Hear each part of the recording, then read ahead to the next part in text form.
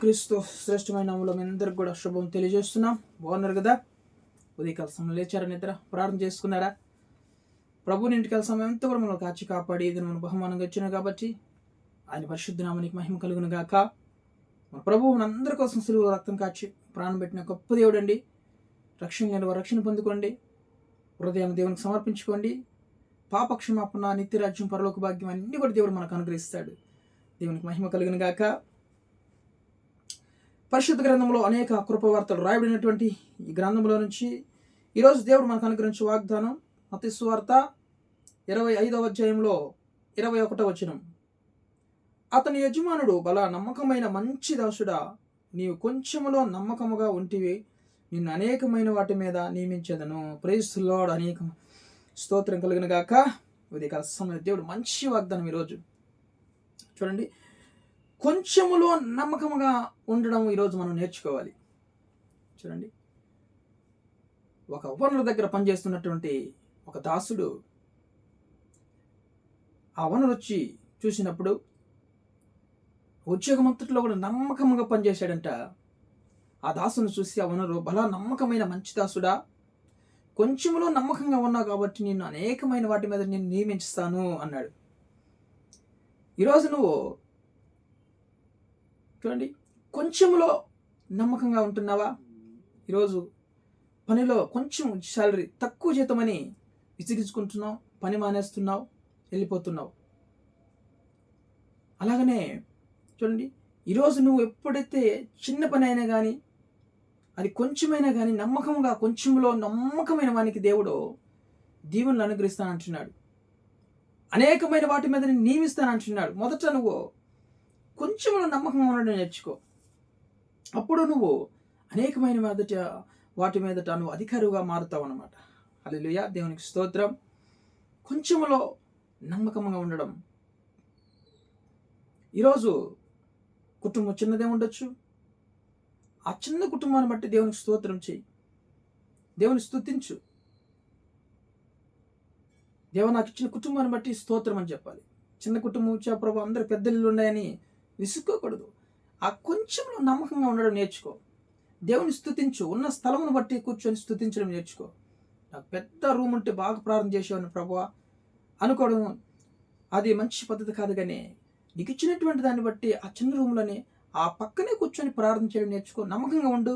ఒకరోజు దేవుడు నీకు గొప్ప ఇల్లు ఇస్తాడు, మంచి ఇల్లు ఇస్తాడు. ఈరోజు నీకు బైక్ ఉందని, కారు లేదని బాధపడుతున్నావేమో.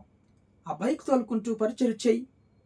పరిచయం చేసే సేవకుడు అయితే, సేవకురాలైతే కొంచెంలో నమ్మకంగా పనిచేయడం నేర్చుకోండి. చిన్న సంఘమా, ఆ చిన్న సంఘాన్ని బట్టి దేవుని స్తుతించండి. 10 మంది ఆత్మలు ఉన్నారా, నమ్మకంగా పనిచేయడం నేర్చుకోండి.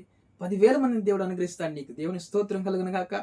అలాగే ఉద్యోగంలో కానీ, వ్యాపారంలో కానీ, మేనేజర్ చూస్తున్నాడని, సూపర్వైజర్ చూస్తున్నాడని కాదు. నీకు ఇచ్చిన పనిని నువ్వు శక్తికి మించి, శక్తికి లోపం లేకుండా పనిచేయడం నేర్చుకో. కంపెనీలో ఖచ్చితంగా దేవుడు నిన్ను ఒక మేనేజర్ గాను, ఒక సూపర్వైజర్ గాను, మేనేజర్ గాను ఖచ్చితంగా దేవుడు నిన్ను నియమించబోతున్నాడు. దేవునికి స్తోత్రం కలిగిన గాక. ఈరోజు ఉద్యోగం చేస్తున్న వాళ్ళందరూ కూడా తెలుసుకోవాల్సిన విషయం, నమ్మకంగా పనిచేయడం నేర్చుకోండి. సంఘంలో నీకు చిన్న పని అప్పగించారా సేవకులు, ఆ చిన్న పనిలో నమ్మకంగా పనిచేయడం నేర్చుకో. రేపు నీకు గొప్ప, మరి చూడండి, 100 మందికి నువ్వు వాక్యం చెప్పే బిడ్డగా నిన్ను దేవుడు నియమించబోతున్నాడు. దేవునికి స్తోత్రం. పాటలు పాడే వ్యక్తిగా నిన్ను నియమించబోతున్నాడు. ఇంకా అనేక చోట్ల నువ్వు వాక్యం బోధించడానికి, ప్రకటించడానికి దేవుడు నీకు మంచి అవకాశం ఇచ్చి అనేకమైన వాటి మీద నిన్ను నియమించబోతున్నాడు దేవుడు. అనేక సంఘముల పైన నిన్ను దేవుడు నియమించబోతున్నాడు. దేవుడు స్తోత్రం కలిగిన గాక. కాబట్టి నమ్మకంగా పనిచేస్తావా? నమ్మకమైన వానికి దీవెనలు మెండుక కలుగుతాయి అంట. సామెతల గ్రంథము 28వ అధ్యాయము 20వ వచనంలో నమ్మకమైన వానికి దీవెనలు మెండుగా కలుగును అని చెప్తుంది అన్నమాట. దేవునికి స్తోత్రం కలిగిన గాక. అపోస్తుల కార్యములో 9వ అధ్యాయంలో మరి సౌలు గారు అనేకమైనటువంటి సంఘాలను హింసించేవాళ్ళు, సేవకుల్ని కొట్టి చంపేసేవాడు, గర్భిణీ స్త్రీలను కొట్టి చంపేసేవాడు, పరిచయం చేసే వాళ్ళని హింసించేవాడు. ఆ ప్రాంత ప్రజలందరినీ కూడా హింసిస్తూ, ఒకరోజు చూడండి, ఎవరైనా ప్రార్థన చేస్తే చంపేస్తామని చెప్పి రాజు దగ్గర కూడా ఉత్తరం రాయించుకొని వచ్చాడు. ఉత్తరం రాయించుకోవడానికి వెళుతున్నాడంట. గుర్రంలో దమస్కు పట్టణానికి వెళుతున్నప్పుడు సడన్గా అకస్మాత్తుగా పరలోకం నుంచి ఒక వెలుగు వచ్చి అతను ముట్టగా కింద పడిపోయినాడు. కింద పడిపోయి కిలకిల కొట్టుకుంటూ కళ్ళు తెరుస్తామంటే అతను కూడా కళ్ళు పోయేసినాయి, చూపు లేదు. ఆ తర్వాత ఏడుస్తూ ప్రభువా క్షమించు, నాకేమైతే తెలియలేదని ఏడుస్తూ ప్రార్థన చేసుకుంటూ ఉన్నాడంట. ప్రభు వచ్చి, సౌలా ఎందుకు నన్ను హింసిస్తున్నావు అన్నప్పుడు, ప్రభువా ఎవరు నువ్వు, నేను ఇప్పుడే నిన్ను హింసించాను అన్నప్పుడు, నా బిడ్డల్ని, సంఘాన్ని, సేవకులు హింసించేవే, చంపేసేవే, అది నన్ను హింసించినట్లే కదా అన్నప్పుడు, తప్పు క్షమించమని, మన్నించమని ఇక్కడ బ్రతిమాలు కొంచెం ఆయన పాదముల మీద పడి ఏడ్చినప్పుడు దేవుడు అతన్ని క్షమించాడు. అతన్ని క్షమించి అననీయ అనే ప్రవక్త దగ్గరికి వెళ్ళి, తార్సు వీధిలో సౌలుని ఒకడు ప్రార్థన చేస్తున్నా, అతని కోసం నువ్వు ప్రార్థన చేసి తల మీద పెట్టి ప్రార్థన చేయి అన్నప్పుడు, అన్నయ్య వచ్చి అతని మీద తల మీద పెట్టి ప్రార్థన చేసినప్పుడు అతని కళ్ళు తెరవబడతాయి. అప్పటి నుంచి దేవునికి నిజంగా దేవుడు ఈయనని తెలుసుకొని, ప్రభు యేసయ్య రక్షకుడు అని తెలుసుకొని, దేవుడు అని తెలుసుకొని ఆయన పరిచర్య చేయడం ప్రారంభించి, అప్పటి నుంచి కూడా మరణాంతరంలో కూడా దేవుని సన్నిధిలో నమ్మకంగా పనిచేశాడు. నమ్మకంగా పనిచేయడం ద్వారా అనేక వేల కొలది సంఘాలు కట్టగలిగాడు పౌలు గారు. హల్లెలూయా.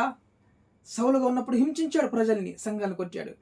ఆ సౌలే పౌలుగా మార్చబడ్డాడు, గొప్ప సంఘాలను కట్టాడు, నియమించాడు అనమాట. చూడండి, కొంచెంలో నమ్మకంగా ఉన్నాడు, ఆయన వేల కొలది సంఘాలు కట్టడానికి దేవుడు అతన్ని నియమించాడు. దేవునికి స్తోత్రం. అనేక వేల మనకి ప్రజలందరి పైన కూడా అతన్ని గొప్పగా మరి ఒక ప్రవక్తగా, సేవకుడుగా అతన్ని నియమించడం మనం చూస్తున్నాం అన్నమాట. ఈరోజు నమ్మకంగా పనిచేస్తావా?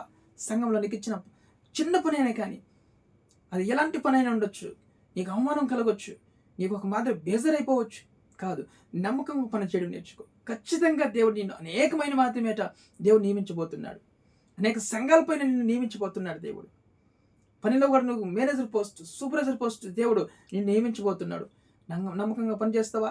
మనుషులు చూస్తున్నారని కాదు, దేవుడు చూస్తున్నారని దేవునికి భయపడి మనము ప్రతి విషయంలో కూడా మనం కుటుంబంలో నమ్మకస్తులుగా ఉన్నప్పుడు, సంఘంలో, ఉద్యోగంలో, నీకు ఇచ్చినటువంటి ప్రత్యేక స్థలంలో కానీ, వ్యాపారంలో కానీ నమ్మకస్తులుగా పనిచేసినప్పుడు దేవుడు అనేకమైన వాటి మీద నిన్ను నియమించబోతున్నాడు. దేవుడు స్తోత్రం కలిగిన గాక.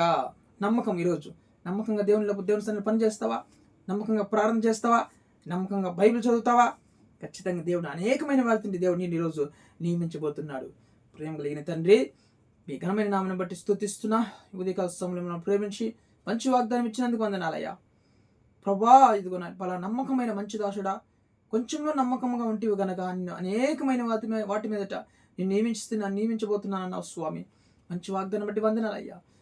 ఎవరైతే నేను నమ్మకంగా పనిచేస్తున్నారో అందరి పట్ల కృప చూపించండి ప్రభా. అనేకమైన వాటి మీద నియమించు తండ్రి. ప్రభా నాయన, అధికారులుగా నువ్వు నిలబెట్టిన మా ప్రజలందరినీ కూడా స్వామి నీకు వందనాలు. ఉద్యోగం తెచ్చండి, వివాహం కాని వారికి వివాహం తెచ్చండి, గర్భలేని వారికి గర్భాలను ముట్టండి తండ్రి యేసునామములో. రోగులందరినీ ముట్టి స్వస్థపరచమని ప్రార్థిస్తున్నాను ఆయన. ప్రయాణస్తులందరినీ కాపాడి, ప్రతి కీడుని యాక్షన్ దురాత్మను వేస్తున్నాడు బంధిస్తున్నాం తండ్రి. క్షేమం తెచ్చండి ప్రయాణిస్తుంది, కుటుంబంలో సమాధానం, నెమ్మది, ఐక్యత తెచ్చండి. ఆయా సంఘాన్ని, సేవకులందరినీ ఆశీర్వించండి. వెడ్డింగ్ డే, యానివర్సరీ, బర్త్డే జరుపుకున్న తోడేంటి సహాయం చేయమని, ఆయా కృప చూపించమని ప్రార్థిస్తూ, ఆ సమస్త ఘనత, మహిమ, ప్రభావాలు మీకు చెల్లిస్తూ యేసుక్రీస్తు జీవం కలిగిన నామములో ప్రార్థన అడిగి వేడుకొని పొందిన మా ప్రియ పరలోకపు తండ్రి. ఆమేన్. ఆమేన్.